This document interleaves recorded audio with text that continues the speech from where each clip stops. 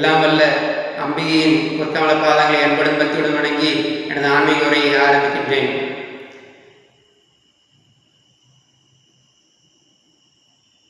அவையுள்ள பெரியவர்கள் அனைவருக்கும், அன்பு சொந்தங்கள் அனைவருக்கும் என் இனிய காலை வணக்கம். பெரும்பாலான திருமணமான தம்பதிகளுக்கு இருக்கும் மிகப்பெரிய எதிர்பார்ப்பு தங்களுக்கு நல்ல சந்ததிகள் வேண்டும் என்பதை பற்றித்தான்.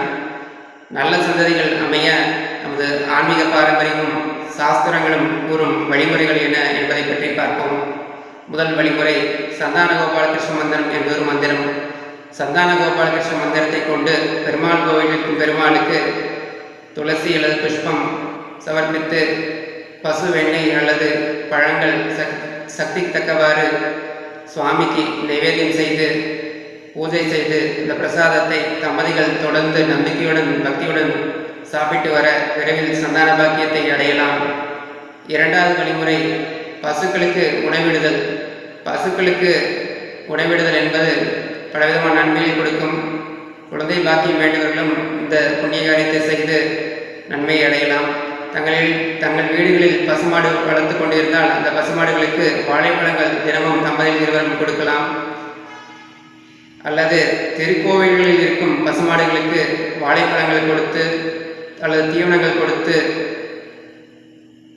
அதனால் ஏற்படும் புண்ணியத்தால் விரைவில் சந்தான பாக்கியத்தை அடையலாம்.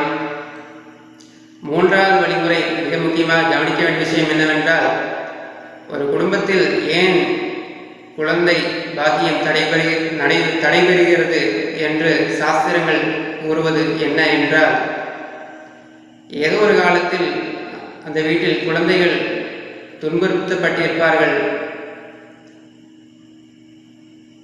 குழந்தைகளை எந்த அளவுக்கு மகிழ்ச்சியாக வைத்திருக்கிறோமோ அந்த அளவுக்கு மிகவும் நல்லது என்று நம் சாஸ்திரங்கள் கூறுகின்றன.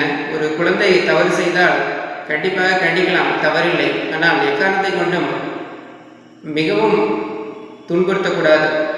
ஒரு குழந்தையை துன்புறுத்தினால் அந்த குடும்பத்தில் சந்தான பாக்கியம் தடைபெறும் என்று நம்ம சாஸ்திரங்கள் கூறுகின்றன. அதற்காகத்தான் குழந்தைகளை கொண்டாட வேண்டும் என்று பெரியவர்கள் விஷயம் அறிந்தவர்கள் சொல்வார்கள். குழந்தைகளை எந்த அளவுக்கு மகிழ்ச்சியாக வைத்திருக்கிறோமோ அந்த அளவுக்கு மிகவும் அந்த குடும்பத்துக்கு நல்லது. குழந்தைகளை அன்பு பாராட்டி மகிழ்ச்சியாக வைத்து அவர்கள் செய்யும் நல்ல விஷயங்களை சொல்லி மகிழ்ச்சியுடன் அவர்களை குதூகலப்படுத்தி வைத்திருப்பது அந்த குடும்பத்துக்கு மிகவும் நல்லது.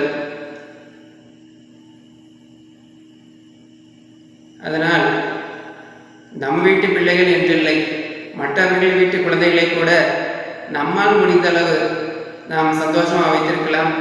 அல்லது எக்காரணத்தை கொண்டும் குழந்தைகளை துன்புறுத்தக்கூடாது. தவறு செய்தால் கண்டிக்கலாம், தவறில்லை. குழந்தைகளை துன்புறுத்தினால் அது மிகவும் பாவம் என்பதை தெரிந்து கொள்ள வேண்டும். சாஸ்திரங்கள் கூறிய வழிமுறைகளை பின்பற்றி தொடர்ந்து நம்பிக்கையுடன் செய்து வந்தால் நிச்சயமாக குழந்தை பாக்கியம் கிடைக்கும் என்பதில் சந்தேகமே வேண்டாம். சாஸ்திரங்கள் கூறிய வழிமுறைகளை பின்பற்றி விரைவில் நல்ல சந்ததிகள் கிடைக்க எல்லாம் வல்ல இறைவனை பிரார்த்தனை செய்து ஆன்மீக உரையை நிறைவு செய்ய